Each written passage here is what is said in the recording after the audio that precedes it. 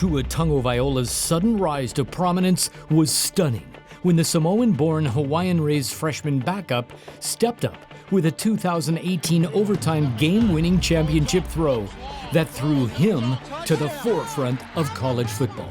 Since then, Tua, how have you seen your life accelerate? My life's accelerated in many ways, especially after you come off the bench. You know, no one really knows who you are. How people treat you is totally different. How people view you is totally different. Now you're at a pedestal where every little thing you do now is under a microscope, you know? It's not the same anymore. When you see this, can you believe this is your history? Something I've always dreamed of, you know, when I was a kid. Yeah. Winning a national championship. Never thought I'd get the opportunity to be on Sports Illustrated. How are you different, do you think? How have you grown from that freshman season? A lot more maturity takes place. A lot more ownership for, you know, the quarterback room. A lot more ownership for the team. So a bigger leadership role. And then it comes with it, there's the chatter, there's the pressure, NFL teams tanking for Tua. How do you compartmentalize that and live your life as a college student? Well, I think you got to be able to brush a lot of those things to the side, and you got to worry and focus about what's at stake now. The things that I need to do to prepare me for that next level. Footwork, to my eyes, to things I need to do in the film room. If I can take care of the little things with what I'm doing now, I can be that much better. If that professional life does call me, I'll be sure to be ready. What is it about the Alabama football program that draws the best out of both player and person? Just the standard that we have set here. How Coach Saban goes about doing things. You know, everyone thinks Coach Saban is this guy where, well, you guys got to fear him because he's going to yell at you. But, you know, Coach Saban only does that because he expects the best, and he understands that you're more capable than what you do, and this is how I got to correct you, you know, so you don't do it again. So it's just being held to a standard here. What does the Alabama Southern life uniquely offer a lifelong Hawaiian resident? Well, there's many similarities and there's many differences. Now, when you go to Birmingham, it's almost like the city, and then you go elsewhere, you got that country life. And in Hawaii, the North Shore is kind of the country life, and then you go to Waikiki, that's the city life. I'd say a lot of people out here are very true to what they believe. Football here is big, and out there in Hawaii is pretty big too, so not too much of a big difference. Your formal extended first name? It's Tuaninga Manu Olepolo. And Tua, what does that mean to you? When I was little, asking my parents what it meant, Tuaninga was this bird. So Manu in Samoan is bird, and Pola in Samoan is mountain. So this bird who circles the mountain is just the protector of it.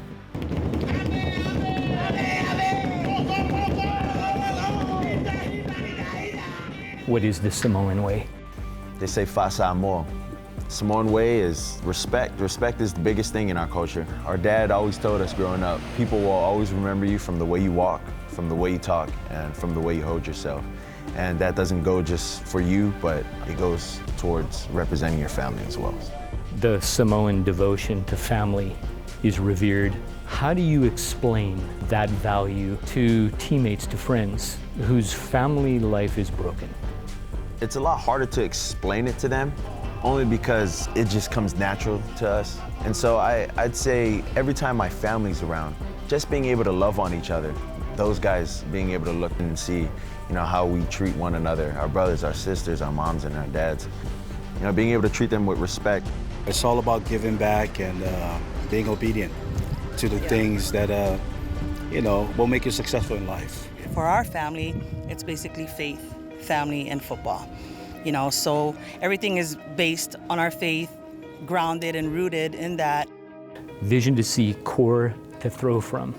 Does that transfer over into life?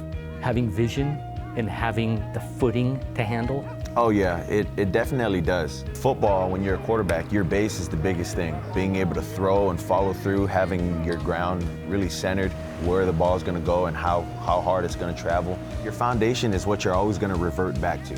For me, my foundation is my faith and my family. You know, my faith is what keeps me motivated when I can't even stay motivated myself.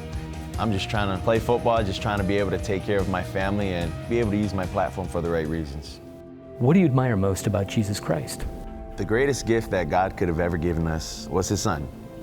It's not just a matter of hearing what Jesus Christ is. It's a matter of getting to know who Jesus Christ is, to really understand and really feel the true identity of who you are because of things that he's done. And I'd say you can only find your identity through him if you know him. The story with your grandfather goes that he once proclaimed when you were an infant that your name would become great, world renowned, giving recognition to God's honor. When you look back on that 20-some years later, where you're sitting today, how does that resonate with you? That's only something that God could have done. My grandfather was someone who we'd really go to before games, for prep talks and soft words. Go out there with the heart of David or, just little things like that. And when our grandfather would tell us this, we wouldn't really know what it meant. But, as you grow older, you start to understand the revelation of what he's been saying, and they all fall into just one thing. It's knowing that what we believe in is something much bigger than just us.